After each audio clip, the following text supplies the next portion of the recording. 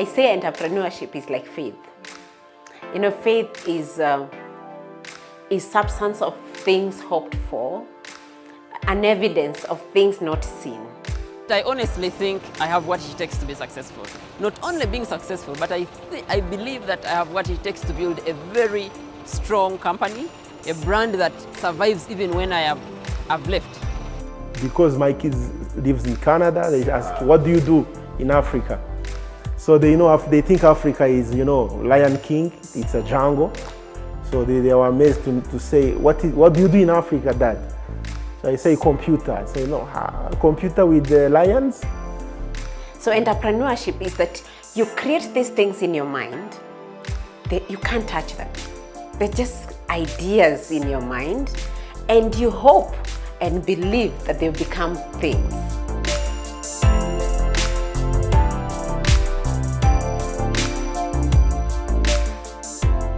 Startup, for me, I understand, is where you want to start up a business. You come up with a plan, an idea, maybe where you want to have your business and what you want to do.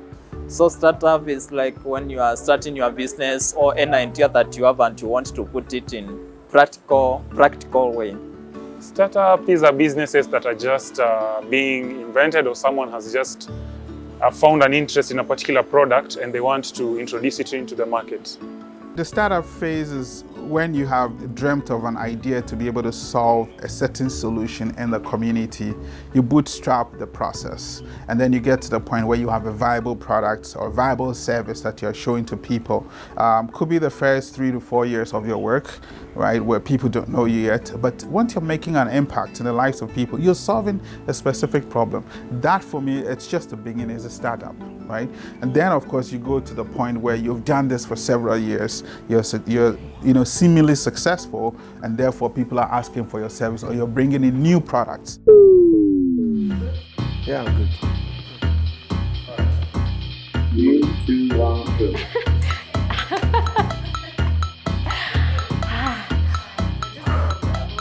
Now let me be serious.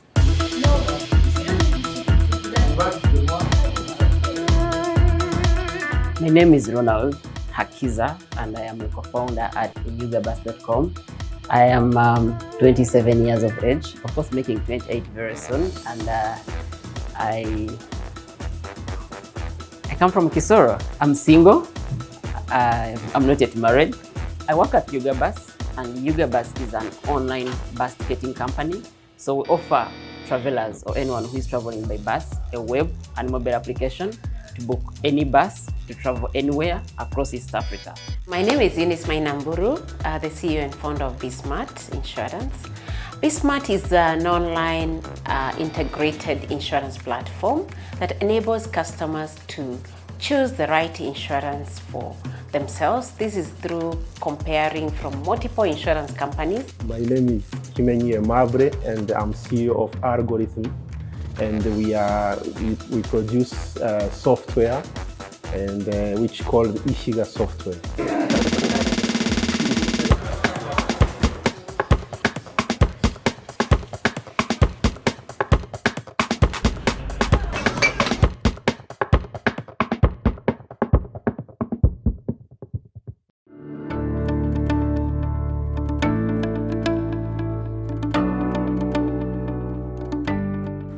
We are in an information era where when you know, you are more rich than someone who doesn't know.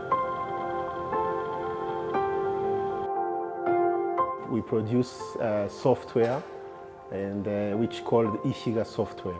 Ishiga was created 10 years ago, starting in Canada.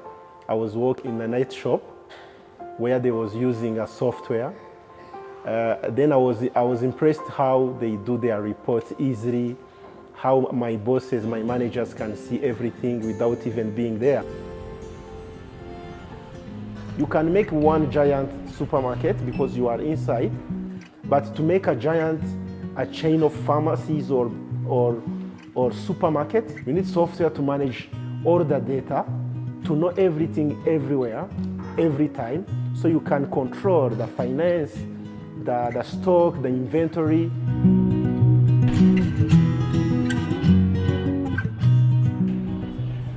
So we are working with hotels and bars. So waiters use this tablet, and they can order in front of you. They can order your goods, what you want. Then it goes directly in the kitchen. Then they can start preparing it, or drinks.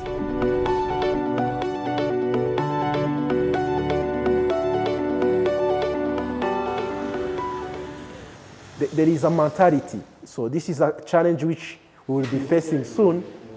It's the mentality of African business or governments, where they don't trust like African solutions, especially in software. Challenges faced was two. One was to find skilled people, and the second was to find big contract which can sustain our company. We trained 20 to 40 students from undergraduate. We give them the way how to code in industry. So from there we take 5 top. So this fixed the problem of skills.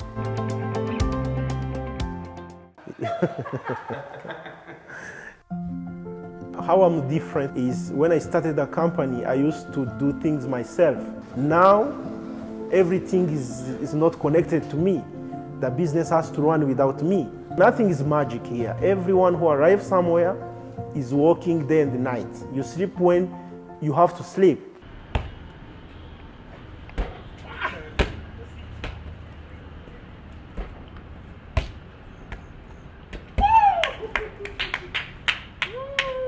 To do it outside funding, it's a family like spirit. You do with what you have. So you try using, like even Steve Jobs or this like Mark Zuckerberg, all started in garage. So all you need is really to find this garage and try to do this small stuff.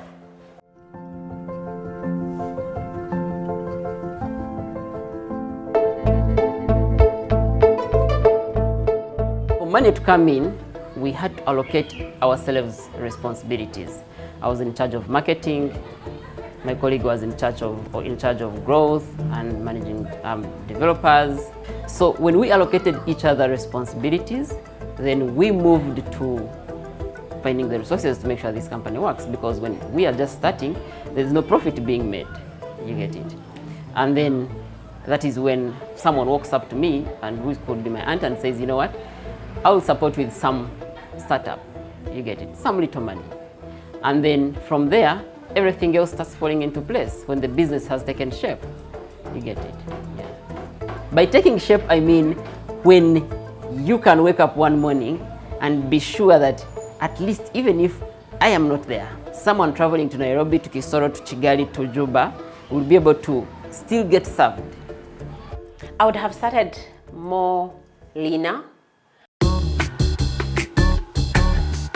Lean startup means is that you are looking at your processes, right? And you are trying to cut off some things that you think are not really needed at the moment. Do you get it? So for example, if you look at your financial model, what you think you could spend on that particular product, select a particular target market, look at actually what you actually need to be able to bring that product and then build upon as time goes on. You want to learn faster. You want to pivot faster than anybody. So it's, and that relates to failure. You have to fail sometimes. Do you get it? Because as you are trying to learn, you want to fail and see how it works, whether it works or it doesn't work. So when you fail with that, it tells you that, okay, this didn't work. You try the next one, you pivot. And then that is what lean startup means. So we advise young people, startups, start lean, start small. Start small, but knowing where you want to go. The moment the business keep on growing, keep on filling the core strategic areas and the core positions for your business. You know, we started big, whereby even the amount we were paying the staff, our expenses were quite high. So I would lower the cost of running the business, start small, you know, designing with customers one by one without thinking of before scaling.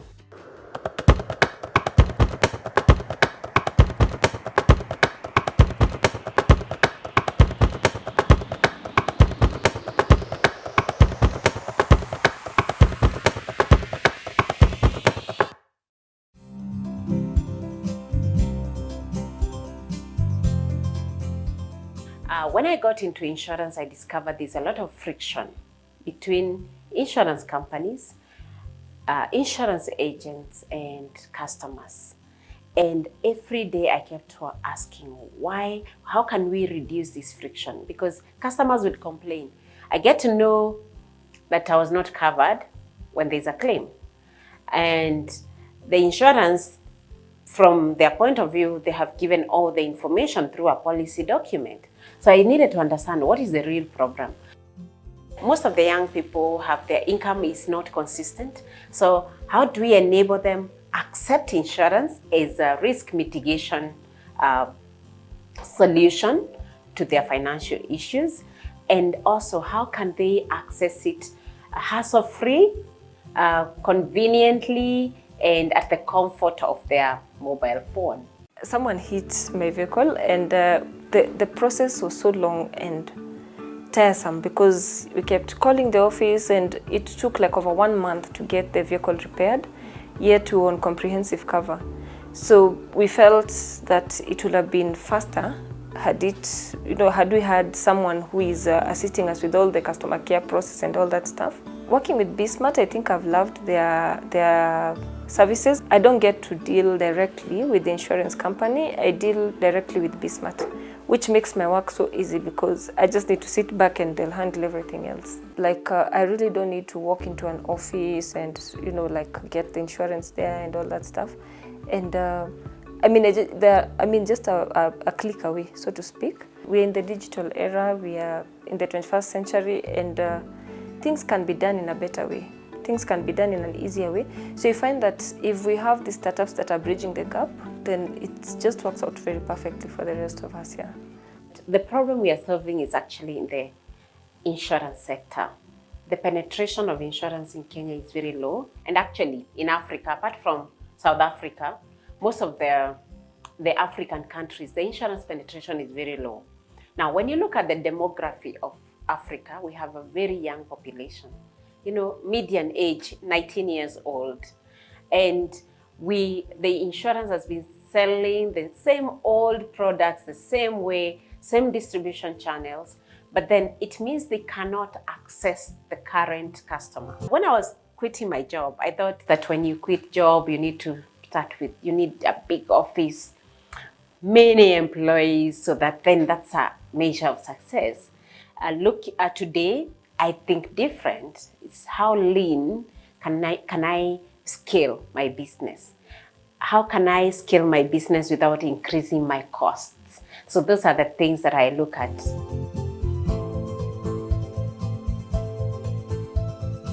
And one of my biggest challenges was the funding. When I was quitting my job, I had estimated that my savings would last me for 2 years. And before the end of the year one, the finances were over. Yeah. The other challenge was, you start this journey, you need a team, you need people who will believe in this dream, not because you're paying them a lot of money, but because they are here, they believe in your vision. Having people come online just because we have talked about it and buy through our platform, and counting them to now over 700 of them, for me it's a big deal. It's quite a big success. And in 10-15 years, we hope to have democratized insurance. When I say democratization of insurance, whereby it's an open market that anyone can get in and get, whatever products they want. And how we do that is that we're building an infrastructure that will be able to connect customers and insurance companies and, existing African social groups and institutions to all be able to pull their risk together. Our expenses were quite high. So I would lower the cost of running the business, start small and with the customers, designing with customers one by one without thinking of before scaling. the first one was to quit my job. That's very important. There is no worse decision. Yes. Because even that decision has really taught us a lot. So I would say, for me, it's not about whether the decision is good or bad. It is a decision has to be made at the time it needs to be made. My mantra is, whether it is right or wrong, make the decision. You will learn the lessons as you progress.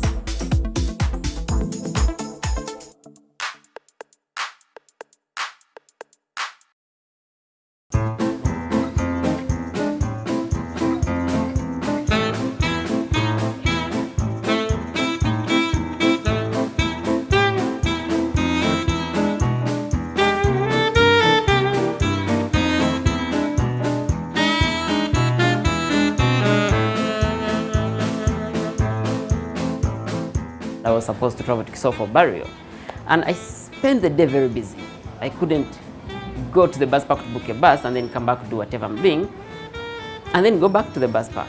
So in the evening when I'm going to travel and I really want to book a bus, I find that they are full. So while I'm there, a gentleman walks up to me and says, hey, if you really want to travel, then I have a ticket for you.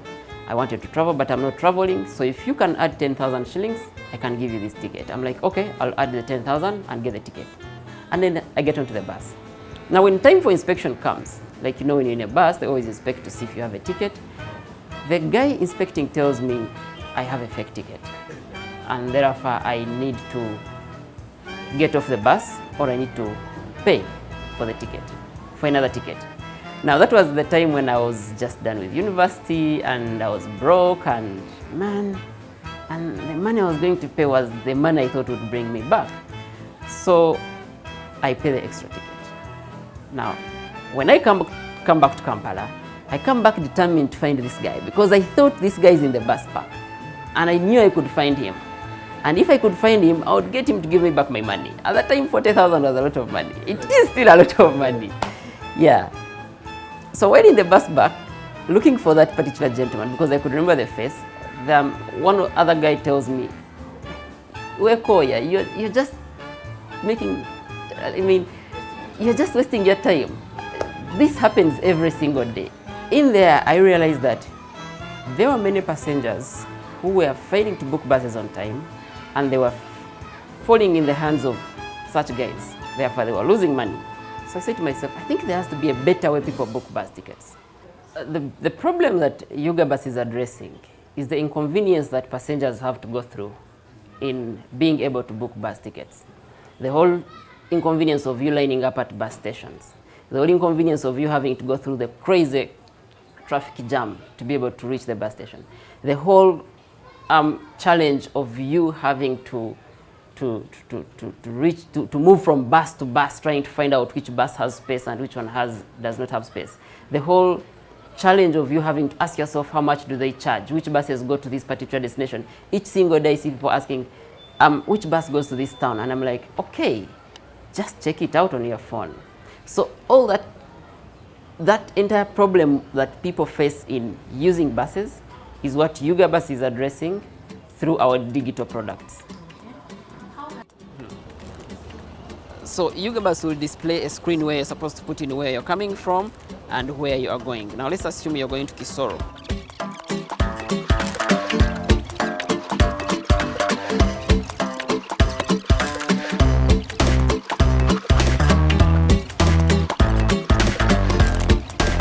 And then you have your ticket. So the time of set off, you just display this particular SMS at the bus and you travel. It's as simple as that. You don't have to line up at the bus station or do anything. Yuga Bus. I use Yuga Bus. When I learned about Yuga Bus and the excellent benefits, I found out that Yuga Bus saves time. When I'm busy doing my work, I log into their app and book the ticket. By the time I arrive, I find that my seat is reserved and they give the exact time that I asked for. That is why I use Yuga Bus. One of the most common things is that I am always wearing Yuga Bus from Monday to Monday, and I've done that for the last 2 years. Like if you met me on Kampala streets, you will find me either wearing a Yuga Bus t-shirt or a Yuga Bus shirt, no matter the day, whether it's a Sunday, Saturday, or whatever it is. But also, most importantly, Yuga Bus has taught me to care for the community. That if I care for the problems of other people, then I derive value out of caring for the community, and also trying to ask myself, how best do I address the exact challenge that the community is facing, that the community I stay in. And also, most importantly, Yuga Bus has helped me understand how to handle my finances. Like, I mean, if you can carefully mobilize resources for the company, and then also be able to allocate resources in the way they are supposed to be allocated, but also, most importantly, make sure that those resources don't go to waste, you realize that those lessons later on come from the company to my own personal life, and I'm a better human being. The advice to someone who wants to be an entrepreneur, who wants to start something, is first to find that thing. You have to find it, you have to like it, and you have to find negative people to try to break you down. You have to go in a shaking environment. We call it piscine, like it's a pool. You go in a pool, when you are alive on the other side means you are good. So that's the first thing. You have to see something you believe in and which you can be shaked. For someone who wants to become an entrepreneur, I think the best advice for them is to start. They just can't wait to have everything. You can't wait to have the right team, you can't wait to have the money, you can't wait to have the right idea. You just start. Eventually the idea modifies itself, the customers modify themselves, and even the right team comes on board when the problem you are solving is actually in existence. It's important to have some experience when it comes to running a business. And I always say, volunteer. If you can't find a job, volunteer to work with somebody who you admire and learn how to run a business. The second thing is to be ready to work, because nothing is magic here. Everyone who arrives somewhere is working day and night. You sleep when you have to sleep, not when you need or someone is telling you. You sleep when it's the time to sleep. Other time you really work hard because you are not alone. Your competitors are not sleeping. They have more resources. So have the passion, have that thing you want you like, then go for it. Go for it. Don't wait funds. Don't wait positive people to tell you. Just you have to believe and go for it. Like, I remember when we were just starting out, I used to think that the moment you have an idea, you're successful. Until when I realized that, oh my God, an idea is just 2% of the entire venture. And then I thought to myself, okay, if we have the mobile app, then we are done. Until I realized that, oh, the app is just 10% of the work. Then I used to think that, you know what, if you build a very great product, customers will respond. No, instead you find the customer, address their problem, and then they come on board eventually. When the idea comes, please test it. And how do you test an idea? Test with your customers. Don't just build apps for the sake of building an app.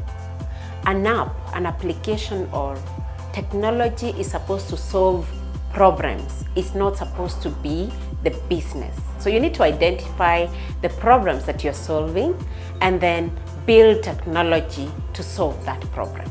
We don't have too many occasions to give our story. We are in machines every time. We think the machine is it's the magic thing, you know. And that's the stars. You guys, you think camera is the magic thing. We think the computer can do everything.